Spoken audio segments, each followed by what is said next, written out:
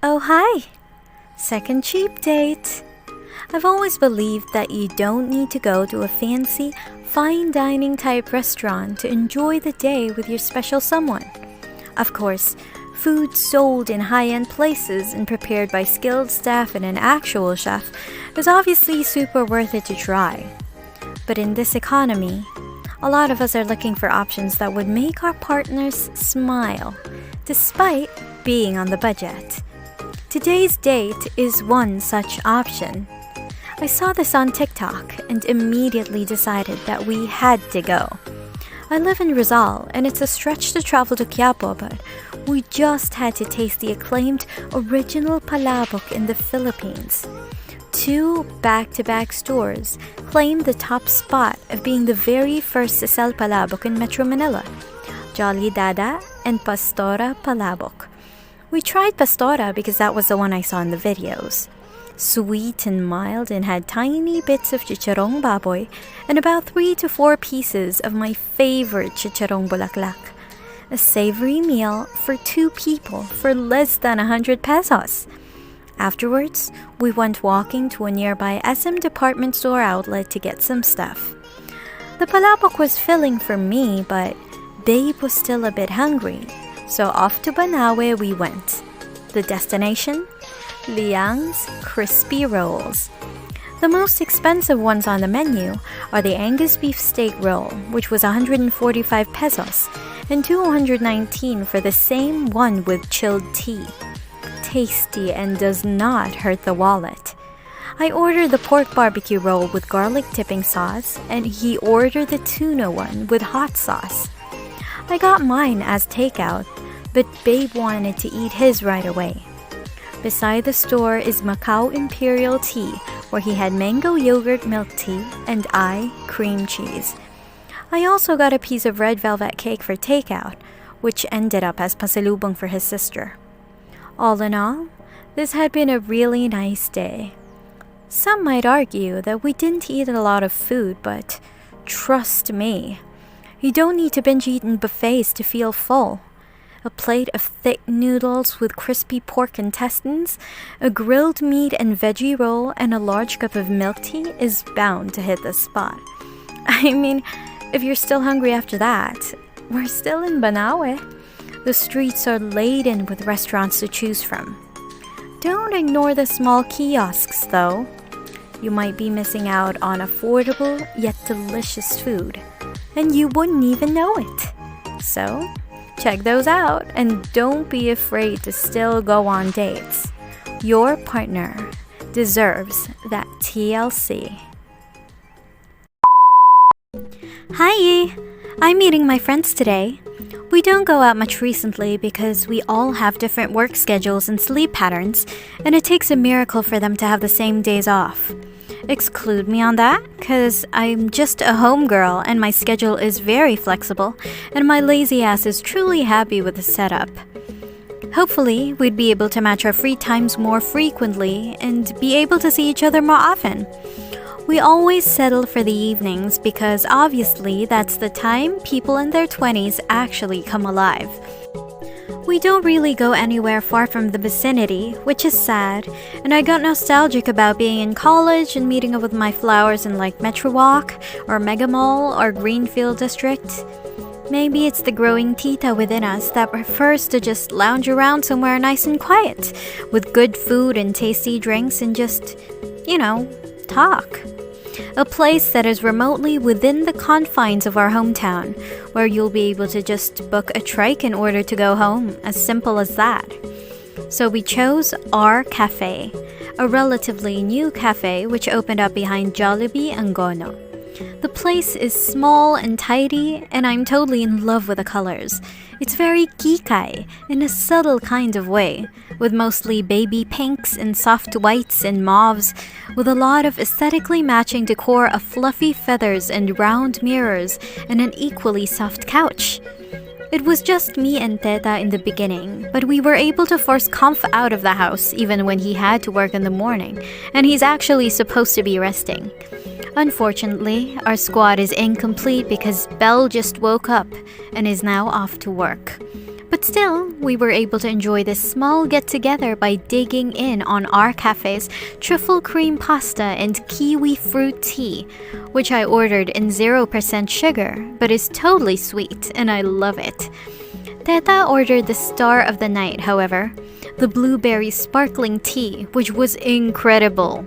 Like, God, how I wish I had ordered my kiwi in the sparkling version. It was like a slushy that was sour and tasted of a hint of yogurt. I'm not sure if there was any yogurt in it, but I definitely caught some of that in the sips. Oh, we also ordered a shrimp scampi pizza, which was small. But I only thought so because we shared it. Cheapskates. Conf ordered a lychee fruit tea, which I wasn't able to taste though. But I bet I'll be coming back here to order all the flavors, but in the sparkling version. That was so damn good. We got out of there and took some pictures and chatted outside, thinking about where to go next. The night is young and the food was tasty and affordable, but it was just merienda. I was quite full already, but Conf was a bit late and he was craving for something salty. Where to go next? A brainstorming session has begun and we started pitching in different ideas of places we've been and haven't been and restaurants we wanted to try. Conf said he wanted something like Unli Wings, and I said that if I wasn't too full, I'd be dragging them to Samgip Salamat. Teta was just game and is open with whatever the decision settles into in the end. Of course, the options are limited now that most businesses and shops are closing up. Part 2.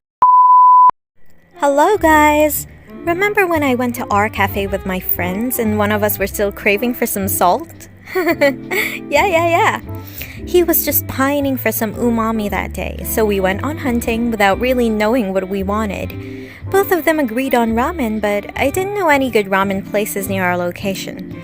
Thank God, Conf remembered this not-so-newly opened ramen shop in Angono Highway, beside Ang Nuno restaurant, which is a bit famous in the area, though I still haven't eaten here. I know my taste buds are familiar with the restos in this city, but haven't yet bothered to scour my own hometown for meals. I'm pathetic. Let me change that, okay? But I guess it's because I usually go for aesthetically pleasing restos, you know?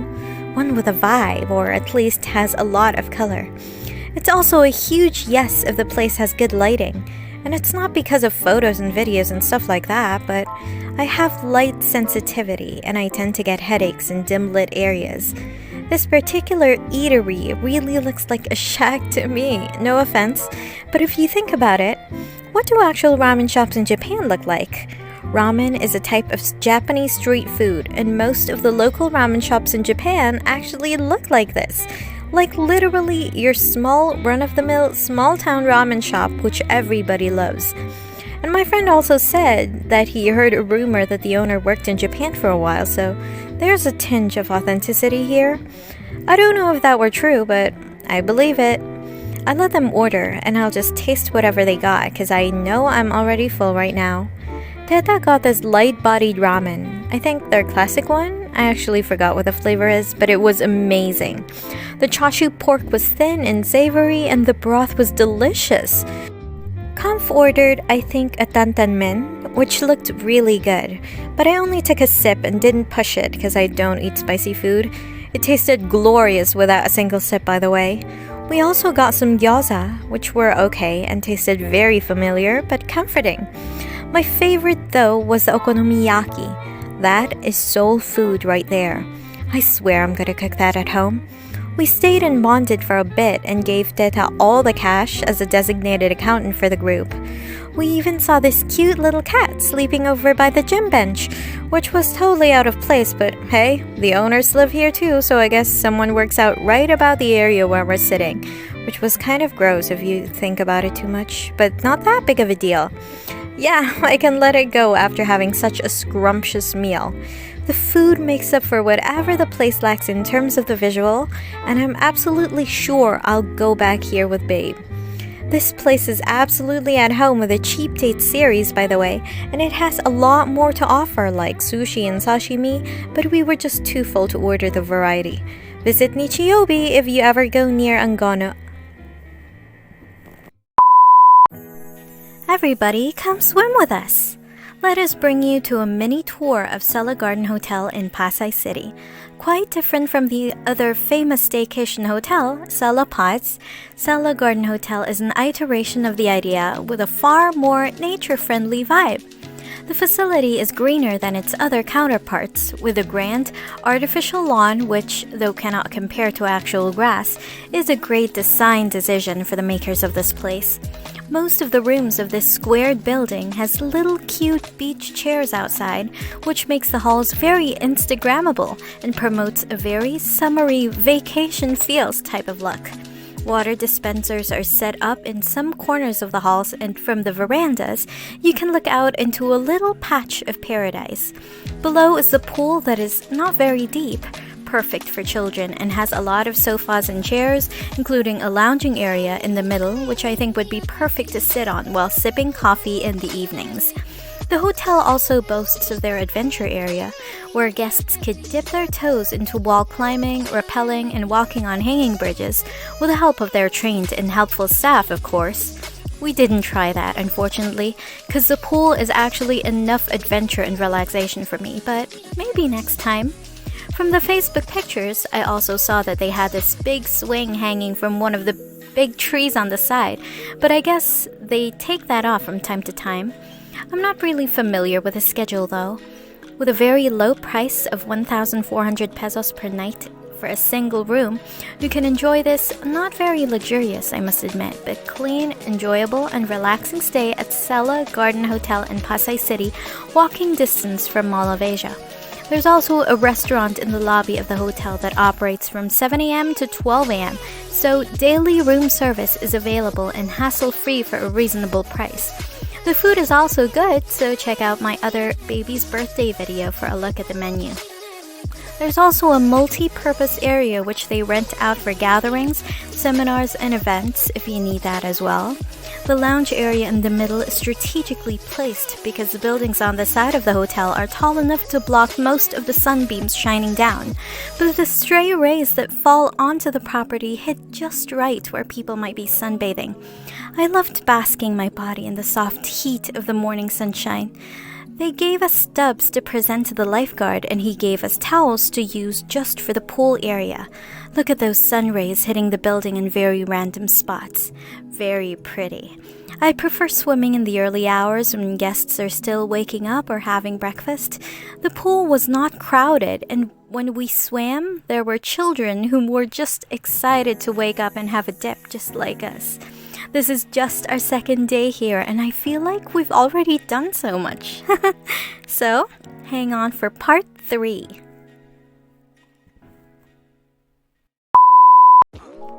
This is part 3 of baby's birthday, and today we're gonna go out to eat. Showing my full unfiltered body has been a struggle of mine for years. But just you wait. I finally accepted that I am no longer skinny, way past my twig-thin high school bod, and I'm currently working on the physique that I want for myself, and I'm quite optimistic about it. People might say that it's fat-phobic to aim for a skinnier figure, but you cannot impose how people should think about themselves.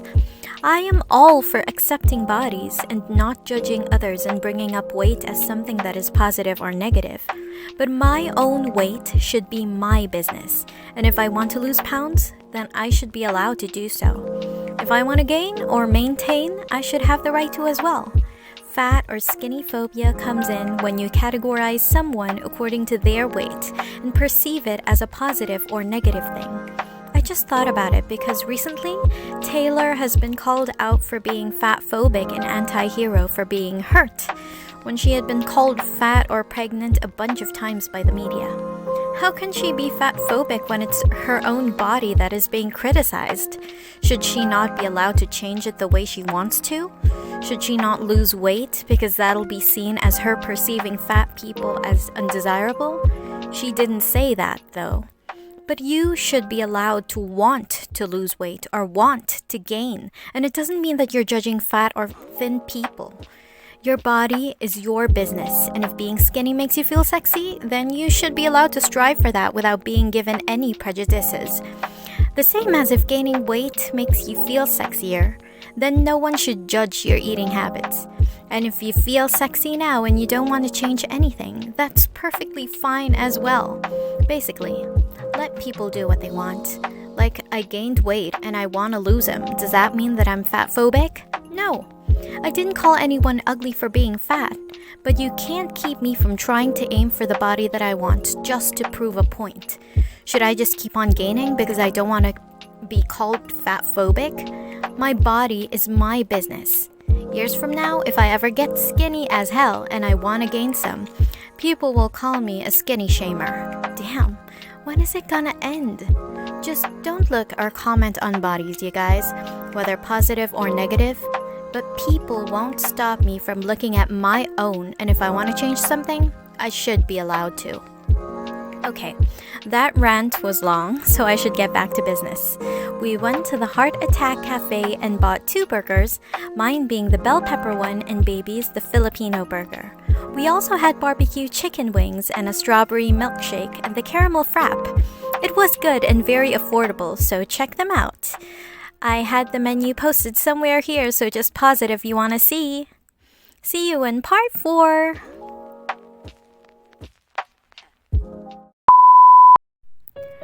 You, Therefore, by Reginald Shepherd, for Robert Fillin.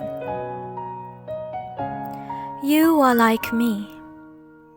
You will die too, but not today. You, incommensurate, therefore the hours shine. If I say to you, I say, you have not been set to music, or broadcast live on the ghost radio, may never be an oil painting or old master's charcoal sketch. You are a concordance of pattern, number, voice and place. Strawberries spread through your name as if it were budding shrubs. How you remind me of some spring, the waters as cool and clear. Late rain clings to your leaves, shaken by light wind, which is where you occur in grassy moonlight. And you are a lily, an aster, white trillium or viburnum, by all rights mine, white star in the meadow sky, the snow still arriving from its earthwards journeys. Here, where there is no snow, I dreamed the snow was you, when there was snow. You are my right, have come to be my night. Your body takes on the dimensions of sleep, the shape of sleep becomes you, and you fall from the sky with several flowers. Words spill from your mouth in waves. Your lips taste like the sea, salt sweet. Trees and seas have flown away. I call it loving you. Home is nowhere, therefore you, a kind of dwell and welcome, song after all, and free of any Eden we can name. Wind Chime by Tony Hoagland. She goes out to hang the wind chime in her nightie and her work boots. It's 6:30 in the morning, and she's standing on the plastic ice chest, tiptoe to reach the crossbeam of the porch. Wind chime in her left hand, hammer in her right, the nail gripped tight between her teeth. But nothing happens next because she's trying to figure out how to switch number 1 with number 3. She must have been standing in the kitchen, coffee in her hand, asleep, when she heard it. The wind blowing through the sound the wind chime wasn't making, because it wasn't there. No one, including me, especially anymore, believes till death do us part. But I can see what I would miss in leaving. The way her ankles go into the work boots as she stands upon the ice chest, the problem scrunched into her forehead. That little kissable mouth with a nail in it. Welcome! I think this is already part 5 of our very long Pasay trip for baby's birthday. It actually wasn't a long trip. I just took too many videos and don't have the heart to delete them, hence the part-by-part edits. Here, we're in Moa to find a place to eat and I guess a fun activity. But we ended up just walking around admiring the attractions. We ate somewhere, but I didn't get the name because baby ordered and it was in the food court. I ended up waiting by the table, saving our seats. I didn't prefer or crave anything, so I just let him go and order whatever. He got a spicy Thai ramen thingy, which was tasty. Oh, and I wanted to take home a sourdough loaf, so I went to the French baker. I also bought other baked goods like this apple pastry and this custard cream puff to take home. For drinks, he got us a kumi strawberry drink, which I so love, but he didn't. He hates sour things and he often mistakes the taste of yogurt to be spoiled and rotten. How disappointing, because I love yogurt. Oh well, you can't always be fond of the same things. Opposites still attract.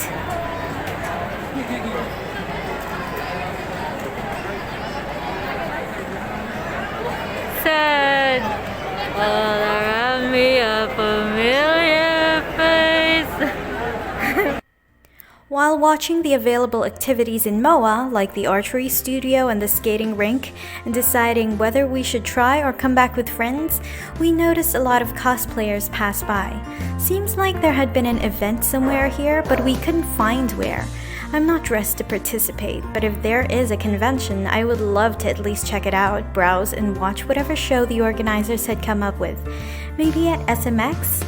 Unfortunately, we weren't able to find it. We could have asked, but we didn't. I wonder what booths were set up. Could there have been like indie comics for sale with their authors and artists present? It could have been a great place to connect because I am a comic book artist by trade. Oh well, we saw a lot of characters pass by. Most were from Spy X Family, Demon Slayer, My Hero Academia, and Genshin Impact. I recognized most of them, but not all. I should catch up on my watch list to be honest. Going home, I cuddled a bit with Kobe and then heated up the pastries I bought. They were friggin' delicious. Both the apple pastry and the sourdough were exactly the kinds of bread that made me happy. And then the following day, I think I cooked okonomiyaki from a YouTube recipe. I ordered the katsuobushi and okonomiyaki sauce from Shopee and it tasted legit. Honestly, this cooking thing is boosting my ego. I think I'm onto something here. Yeah, we can dance until we die. You and I will be young forever. 'Cause you make me feel like I'm living a teenage dream. Remembering the time we picked Aaron up from my grandma's dog's litter.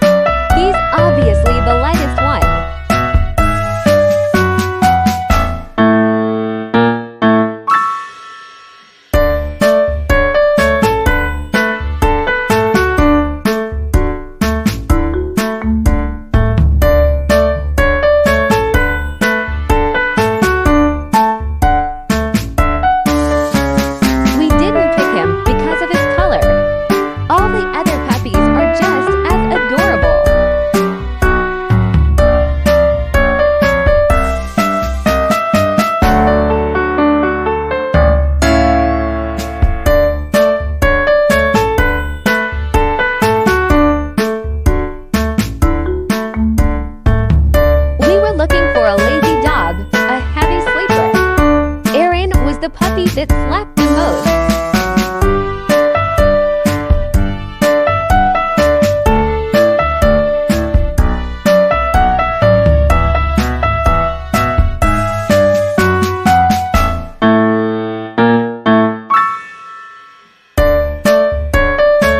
It was a ruse, though. He's such a handful today and the most hyper of all my 3 dogs.